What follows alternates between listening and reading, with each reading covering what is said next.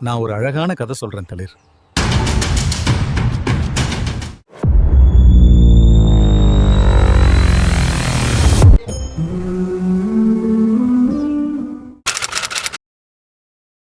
வேலு நாச்சியாரை கண்டதும் கொல்லுங்கள்.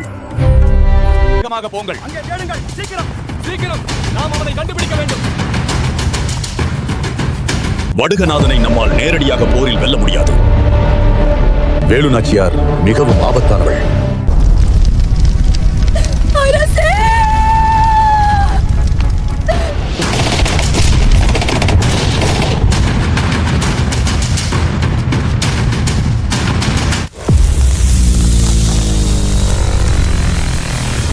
என் மகள் சாதிக்க பிறந்தவள்.